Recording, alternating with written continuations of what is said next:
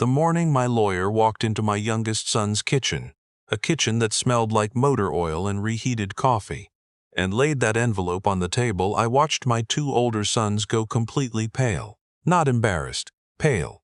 The kind of pale that comes when you realize the ground has shifted under your feet and there's nothing left to grab onto. But I'm getting ahead of myself. Let me go back to the Thursday evening when this all started, when I stood in the November rain outside my oldest son's house in Oakville and knocked on a door I had helped pay for. My name is not important. What's important is that I spent 41 years building a commercial refrigeration business in Hamilton, Ontario. Started with one service van and a second-hand set of tools. Ended with 63 employees, contracts with grocery chains across southern Ontario, and a building I owned outright on Barton Street. I built that quietly, the way my father's generation built things. Early mornings, no complaints, reinvesting before spending. My wife, Eleanor, died 4 years ago. Ovarian cancer diagnosed in March, gone by October. 7 months. After that, the house on Scenic Drive felt like a museum. Too many rooms, too much of her in every corner. I have 3 sons.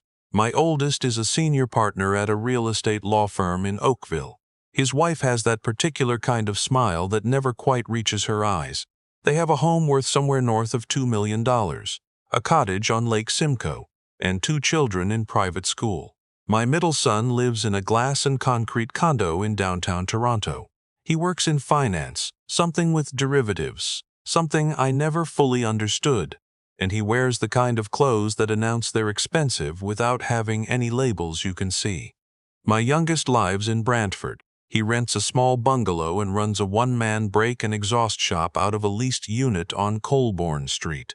He drives a 2009 pickup truck, and he keeps a coffee tin on his workbench where he drops loonies and toonies to save for his daughter's hockey fees. For a long time after Eleanor died, I told myself my older sons were just busy.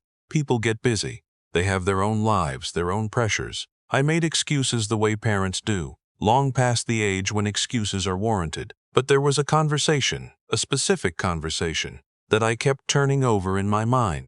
Last Christmas, the 4 of us were at my oldest son's house. It was the first Christmas without Eleanor, and I sat at the head of his dining room table and felt like a guest. Near the end of the evening, my middle son said something that stuck. He and my oldest were talking about estate planning, and he said, while I was still in the room, still sitting there, the business should sell for at least 4, maybe 5 million. That's assuming he doesn't sit on it too long and let the contracts lapse. He wasn't asking me, he was talking about me, like I was already gone, like I was an asset to be managed. I drove home alone that night on the QEW and thought about a lot of things. I sold the business 7 months later. My accountant handled the details. Proceeds went into a holding company, then restructured, with my youngest son listed as sole beneficiary. My lawyer drafted the paperwork. I told no one. Then I did something that I still cannot entirely explain, except to say that I needed to know something true. I packed 1 bag, just what a man would have if he'd been clearing out a rented room, and I drove to a budget inn off Highway 8 near the edge of Hamilton. I paid cash for 5 nights. I left my phone at home. I took $40. The first night I sat on the edge of a bed with a polyester duvet, and I ate a bag of saltines from a vending machine, and I thought, this is the first honest thing you've done in years. Not because I was performing poverty, but because I was sitting still long enough to see clearly. The next morning, I called my oldest son from the motel's lobby phone. He picked up on the 3rd ring. I told him I needed help, that things had gotten complicated since I'd sold the business, that the sale had fallen through at the last minute, a story I'd rehearsed, and that I was dealing with some financial and legal complications I didn't want to go into on the phone. I told him I needed a place to stay for a few days, maybe a week.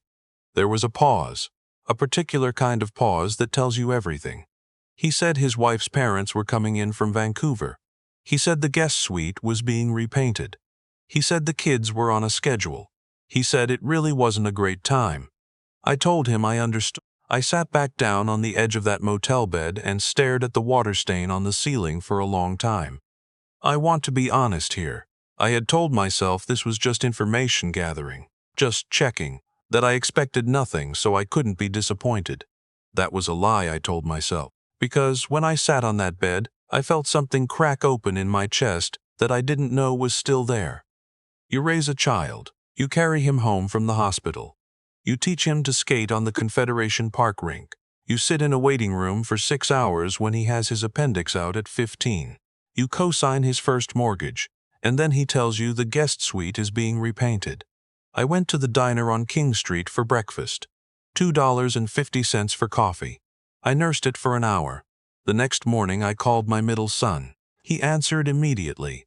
He always answers immediately. It's one of his habits, a performance of efficiency. And before I could finish explaining, he interrupted me. He wanted to know specifics. What kind of complications? Had I spoken to a lawyer? What were the actual numbers? Was there documentation? I said I just needed somewhere to stay while I sorted things out. A week, maybe less. He said he was in the middle of a project. He said his condo was a one-bedroom. He said he didn't know what I expected him to do. He said, and I remember this precisely, "Dad, I love you, but I can't have my life disrupted right now. You should have had a better plan. You should have had a better plan." I wrote that down on a piece of budget-in stationery. I don't know why. I just needed to write it down. I walked for most of that afternoon. Hamilton in November is cold in a particular way. Damp, gray, the kind of cold that gets into your coat regardless of its thickness. I walked along the waterfront trail and I thought about Eleanor. She would have known exactly what to do. She always knew. She would have called our youngest and had it sorted in 20 minutes. I almost called him that night and told him to forget it. Told him it was a stupid thing I was doing, that I was fine, that I just missed his mother and wasn't thinking straight. But I didn't. I called him the following morning, from the same lobby phone. He picked up on the second ring. I barely got through the first sentence before he said, "Where are you right now?" I told him the motel. He said, "Stay there. I'm coming." He drove 40 minutes from Brantford in his pickup, which has a cracked dashboard and a heat vent that only works on one side. He walked into that motel lobby in his work jacket, with a Snap-on Tools logo on the sleeve, and he looked at me for a long moment without saying anything. And then he said, "You look tired, Dad." I said I was fine. He said, "Come on." He didn't ask about the business. He didn't ask what happened to the money. He didn't ask about complications or documentation or timelines. He just picked up my bag and carried it to his truck. His bungalow has 3 bedrooms. He lives there with his wife and their daughter, who is 7. His wife is a registered practical nurse who works a rotating shift at the Brantford General. She met me at the door and said, "We've been hoping you'd come visit," and I don't know how she said it like that. Like this had been planned, like there was no awkwardness to acknowledge. But she did, and I had to look away for a moment. They gave me the back bedroom. It has a blue duvet, a bedside table with a lamp in the shape of a lighthouse, and a window that looks out onto a small yard where his daughter's hockey net sits in the dormant garden. My grandson? No, my granddaughter. She's 7 and she plays for the Brantford Blast Pee-wee girls team. I didn't know that. I hadn't known that. That night, my youngest son's wife made a beef stew, the kind with potatoes and turnip, the kind Eleanor used to make in October, and we sat at their kitchen table, and his daughter told me about her team's last tournament, and how she'd scored her first goal, and how the goalie had looked completely surprised. And she'd been surprised too, actually. I sat at that table and thought, when did I stop knowing about this child's life? The answer was uncomfortable. Around the time I decided that keeping close to my older sons, the impressive ones, the successful ones, the ones other people asked about at dinner parties, was the same as being a good father, as if their accomplishments were something I had ongoing access to, rather than something they had moved beyond me. That evening after his daughter was in bed, my youngest son and I sat in his living room. The television was on low. Hockey, the Leafs losing, naturally, and he said, "You didn't really have a deal fall through, did you?" It wasn't quite a question. I looked at him for a moment. Then I told him the truth, all of it. The Christmas dinner, his brother's conversation, the sale, the holding company, the motel, the phone calls.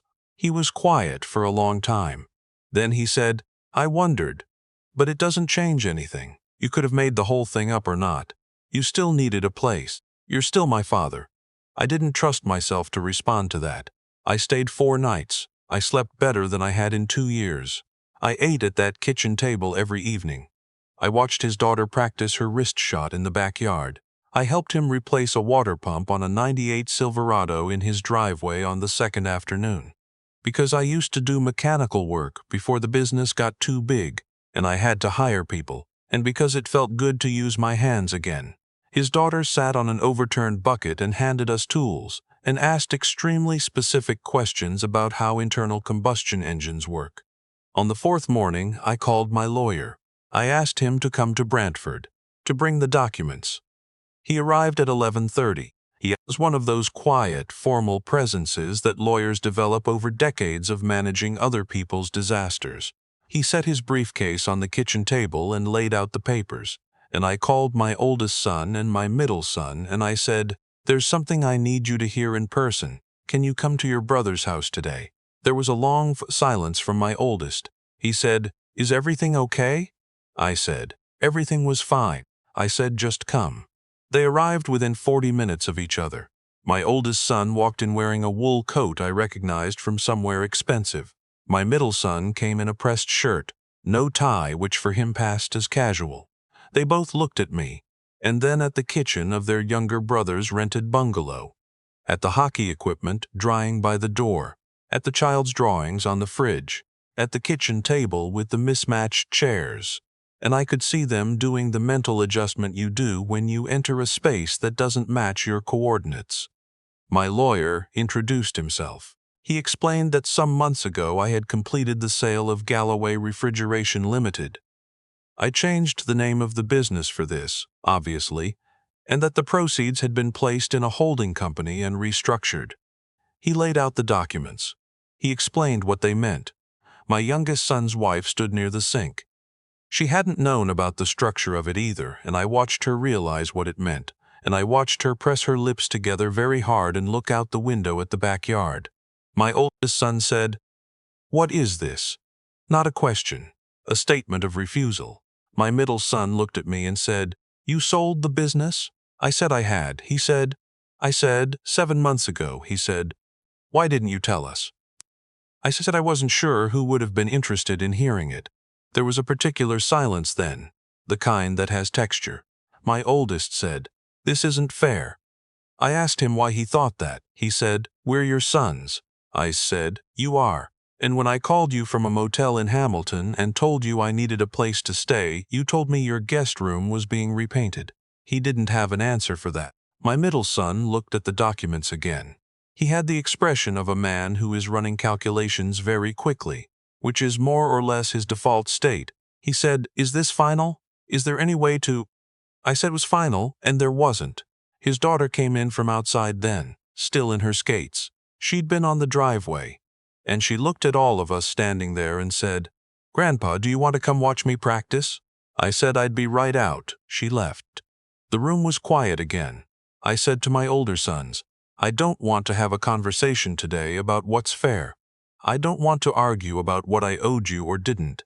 What I will tell you is that fairness, in my experience, is what people talk about when they mean they want more than they earned. I raised all 3 of you. I gave all 3 of you every opportunity I could. 2 of you built very comfortable lives, and then, when I needed a place to sleep, you found reasons." My middle son started to say something. I held up my hand. I said, "Your brother gave me his house, his kitchen table, his daughter's bedtime stories, his own time on a cold afternoon to work on a truck beside me. He didn't ask me a single question about money or complications or documentation. He asked if I was tired. That's what I wanted to tell you." My oldest son left first. He walked out to his car and he sat there for a while. I could see him through the window, and then he drove away. My middle son stood in the kitchen for another few minutes, and then he said quietly, "I didn't know things were like that." And I said, "I know you didn't," and then he left too. My youngest son and I stood in the kitchen after everyone was gone. His wife was at the table, not looking at the documents. His daughter was still on the driveway, doing crossovers. He said, "You didn't have to do all this." I said, "No, but I needed to know." He said, "And now you know." I said, "Now I know." He put the kettle on. We didn't say anything else for a while. There's something I want to explain if I can. When people hear a story like this, they think the point is punishment. The older sons get nothing, they suffer, they learn a lesson. And I understand why it reads that way. But that's not exactly what happened inside me. What I felt, standing in that kitchen while the kettle came to a boil, was not triumph. It was something quieter, something closer to grief, actually. Because you don't reach my age and make a decision like that without understanding what you're also recording. That 2 of the 3 sons I raised, when given a simple opportunity to show up for their father, chose not to. That's not a victory, that's a result. We drank our tea. His daughter came inside and asked about supper. His wife started cutting onions for something that smelled like it would be excellent. About 2 weeks after all of this, my oldest son called me. He said he wanted to talk. I said I was open to talking. He came to my house, the house on Scenic Drive, which I had decided not to sell after all, because Eleanor's garden is there and I want to see it in spring. And we sat at my kitchen table and he said, haltingly, with a kind of effort that I could see was real, that he was sorry, that he hadn't understood what I needed, that he'd told himself it wasn't serious, that he'd been focused on his own things in a way that he now understood was not acceptable. I told him I heard him. I didn't tell him it changed anything legally, because it didn't, and that's not how these things work. But I also didn't tell him it meant nothing, because it meant something. He came. My middle son hasn't called yet. Maybe he will, maybe he won't. Some people need more time to move from calculation to something more human. I don't know which category he falls into. I'm not closing a door, but I'm also not standing at it. My youngest son's wife is expecting their 2nd child in the spring. A boy, they think, though she says she doesn't entirely trust the ultrasound. They're going to paint the back bedroom yellow, which means I'll need to find somewhere else to sleep when I visit. And I have already told them that the couch is perfectly fine. And his daughter has already told me that she will share her room because she has a sleeping bag from Scouts. I'm going to be at the rink in Brantford next Saturday. Her team has a home game at 9 in the morning, which in competitive hockey culture means we will all be awake by 6:30. My son will have bad coffee in a thermos. The arena will be cold in that specific way of all Canadian hockey arenas, that smell of ice and Zamboni exhaust and the particular excitement of children doing something they're genuinely good at. I will sit in those stands with a blanket over my knees and I will watch my granddaughter skate, and I don't think I will feel like a man who won anything. I will feel like a man who, late in his life, found out which direction was home. That's enough. For me, that's more than enough.